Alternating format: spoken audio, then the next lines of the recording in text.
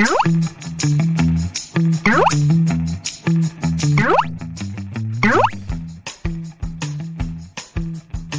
mga katek!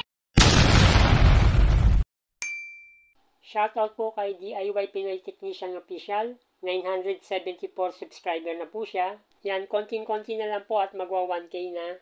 Paki-subscribe po siya kung hindi pa po nyo napapasyalan. Paki-supportahan na lang po ang kanyang YouTube channel. Maraming salamat po. Okay, welcome back ulit sa ating YouTube channel. Meron tayong simpleng tutorial dito sa Bluetooth speaker box. Ang brand nito ay Labisia Music. Kahit hindi ganitong brand, pwede nyong gayahin yung gagawin natin. Kasi sa simpleng paraan na magkakaroon kayo ng idea kung paano nyo i-repair na kahit na hindi natin bakasin ay uubra. Ngayon, pakita muna natin yung problema nito. Pagka sinaksak natin to, yan, pagka ino natin, dapat magkakaroon siya ng indicator light, pero ito wala. Wala rin sounds. Pero yung kanyang AC cord, pinalitan na daw ng may-ari, pero hindi pa rin daw gumana. Itong AC cord natin, good naman to. Ang gagawin natin, matche-check natin to kahit na hindi binubuksan. Ngayon, kailangan lang natin ng tester.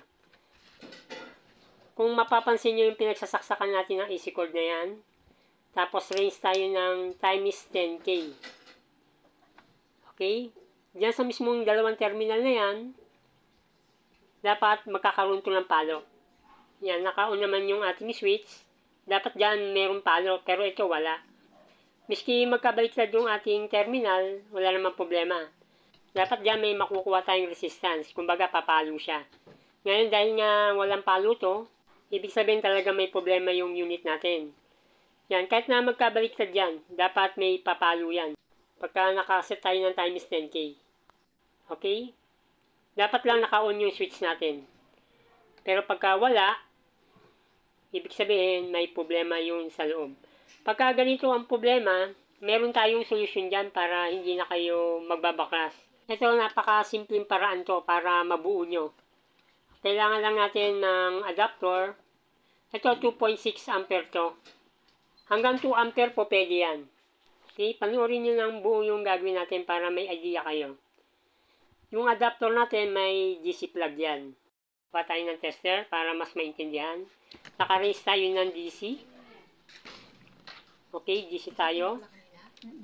Dapat nito, ang positive nito ay nasa loob. Yan. Tapos yung negative niya ay nasa labas. Yan, may 12.22 tayo, no? Maraming ganitong unit tayo na ginagawa, eh. Pero ito, pag napanood nyo, sigurado malaking tulong. Kung mapapansin nyo, mayroon tayong 12 to 24. Okay, yung DC jack natin, dyan natin isasaksak. Kung napansin nyo, nagka-power siya, lagyan natin ng volume. Yan, kung napansin nyo, gumana yung ating unit.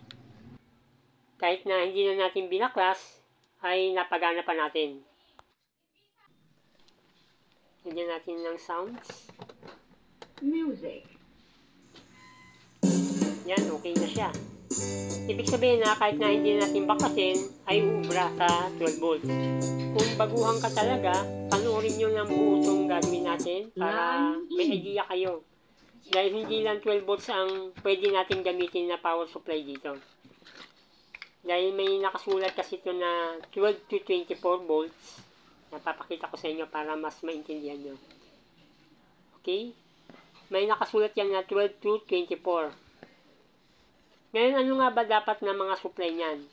Kung wala kayong 12 volts na adapter, yan, meron tayong universal, no? Para kung sakaling wala kayong 12 volts, meron tayong pagpipilian. Yan, may 12 volts tayo.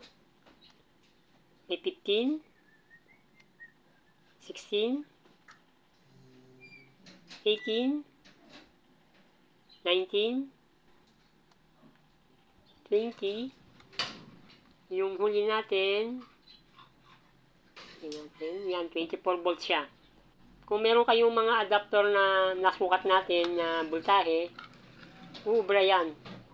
Kahit 2 ampere o mas mataas pa, pwede nyo gamitin. Yan, nakaset tayo ng 12 volts, subukan natin. Yan, gumana siya sa 12 volts. Tingnan natin ng sounds para Sure na gumagana. Music. Yan, naka 12 volts tayo. Gumagana naman siya. Yan, kung may 15 volts kayo, ubra rin. Pagka 16, yan, 16, ubra siya. Yan, naka 18 volts tayo. 19, 20, yung huli natin ay 24 volts. Yan, 24 volts siya. Sagad tayo sa 24. Ibig sabihin lahat ng nasukat natin na voltahe ay uubra para dito sa unit na to. Okay, siguradong may na-pull kayong idea para hindi nyo na binubuksan yung unit natin na kahit anong power supply na gamitin natin basta hindi lalagpas ng 24 volts ay uubra. Okay, maraming salamat po sa panonood nyo.